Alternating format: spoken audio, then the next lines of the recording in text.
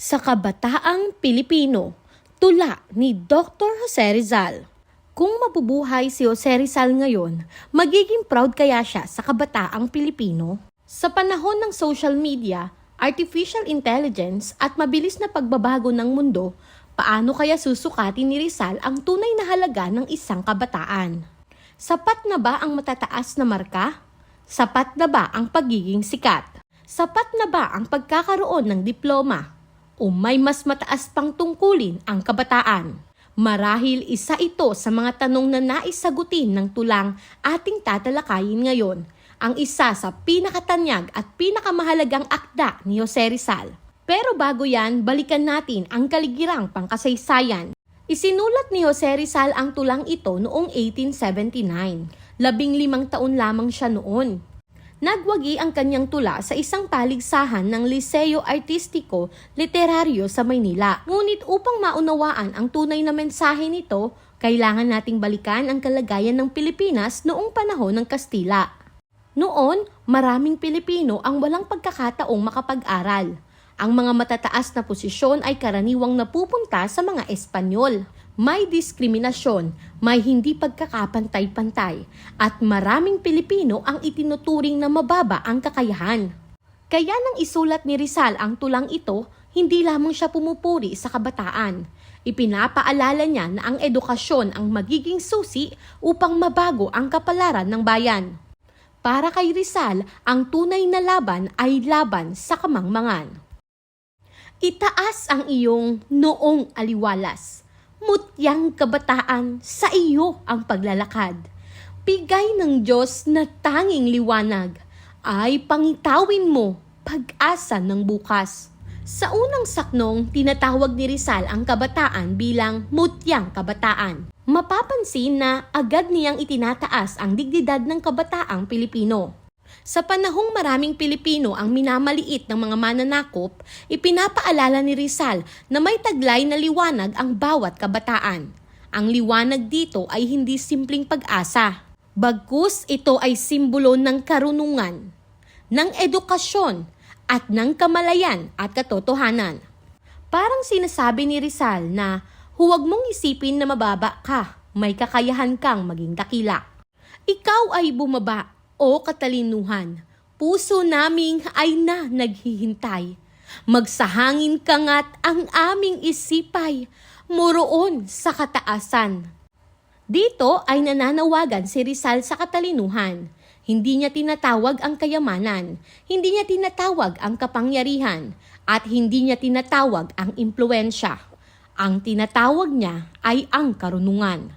Para kay Rizal, ang tunay na lakas ng isang bansa ay hindi nasusukat sa armas o kayamanan, kundi sa kalidad ng isip ng mamamayan nito. Kaya para sa kanya, ang edukasyon ang magtataas sa Pilipinas mula sa pagkakahadlang sa pag-unlad. Taglayin mo lahat ang kagiliw-giliw, mga silahis ng dunong at sining, kabataan at iyong lagutin, gapos ng iyong diwa at damdamin. Hindi sapat na matalino lamang. Ayon kay Rizal, ang kabataan ay dapat magkaroon ng balanseng pag-unlad. May isip, may talento, may puso, at may pagpapahalaga. Mapapansing binanggit niya ang sining at damdamin. Ipinakikita nito na para kay Rizal, ang edukasyon ay hindi lamang para sa utak. Ito ay para sa buong pagkatao. Ito ang tinatawag nating edukasyong makatao. Masdan mo ang putong na nakasisilaw. Gitna ng dilim ay di matitinag. Ang putong na yaon ay dakilang alay sa nalulugaming iyong inang bayan. Ang putong o korona ay hindi simbolo ng kapangyarihan. Ito ay simbolo ng karangalang nakakamit dahil sa paglilingkod. Sa pananaw ni Rizal, ang pinakadakilang tagumpay ay hindi ang yumaman, hindi ang sumikat, hindi ang magkaroon ng mataas na posisyon, kundi ang magamit ang sariling kakayahan para sa kapakanan ng inang bayan. Ikaw na iyan may pakpak ng nais at handang lumipad sa rurok ng langit upang kamtan yaong matamis na himig, Olimpo'y yamang magsisikap. Ang pakpak ay simbolo ng pangarap, Ngunit hindi ito pangarap na walang ginagawa. Ang pakpak ay kakayahang umangat mula sa kasalukuyang kalagayan. Naniniwala si Rizal na walang sinumang ipinanganak upang manatiling mababa habang buhay. Sa pamamagitan ng sipag, edukasyon at pagsisikap, maaaring marating ng kabataan ang pinakamataas na mithiin. Ikaw na ang tinig ay lubhang mairog, awit ni Pilumel sa dusay gamot. Ang lunas na mabisa sa dusay himutok, ng kaluluwang luksat, alipin ng lungkot. Ang tinig ay hindi lamang awit, ito ay boses. Sa panahon ng pananakop, maraming Pilipino ang walang boses, maraming hindi napakikinggan, maraming hindi kinikilala. Naniniwala si Rizal na ang edukadong kabataan ang magiging tinig ng bayan.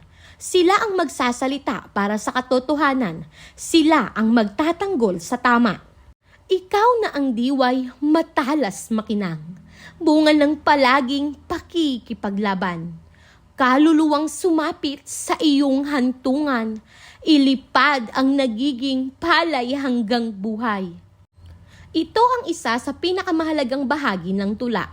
Dito ipinapakita ni Rizal ang kahalagahan ng kritikal na pag-iisip. Huwag basta maniwala, huwag basta sumunod. Magtanong, mag-isip at magsuri. Para kay Rizal, ang taong marunong mag-isip ay mahirap alipinin. At ang bansang marunong magsuri ay mahirap dayain.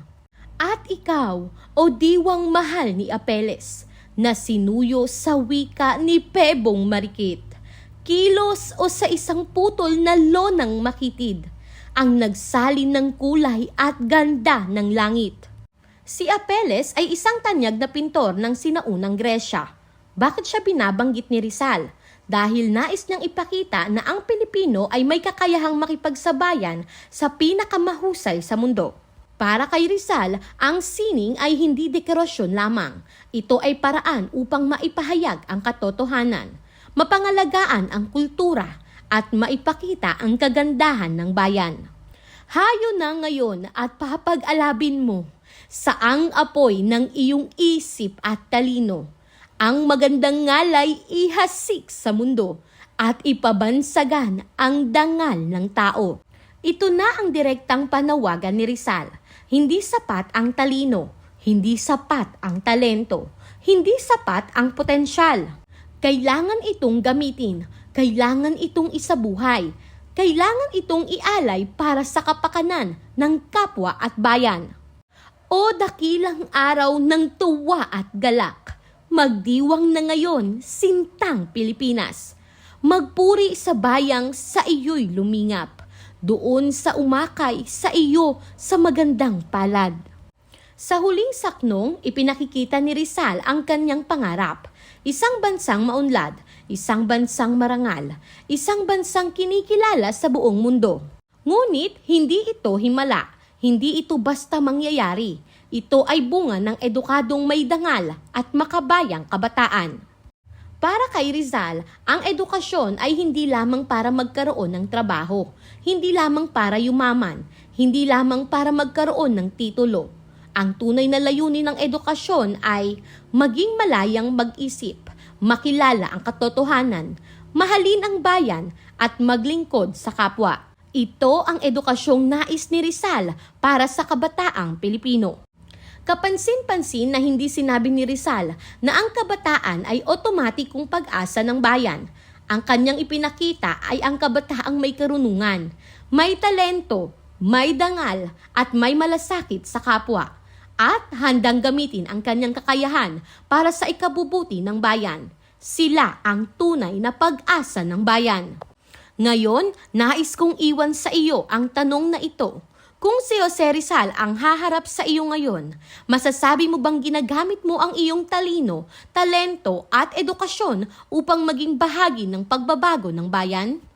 Ang kinabukasan ng Pilipinas ay hindi lamang nasa kamay ng kabataan. Ito ay nasa kung paano ginagamit ng kabataan ang kanilang karunungan para sa bayan.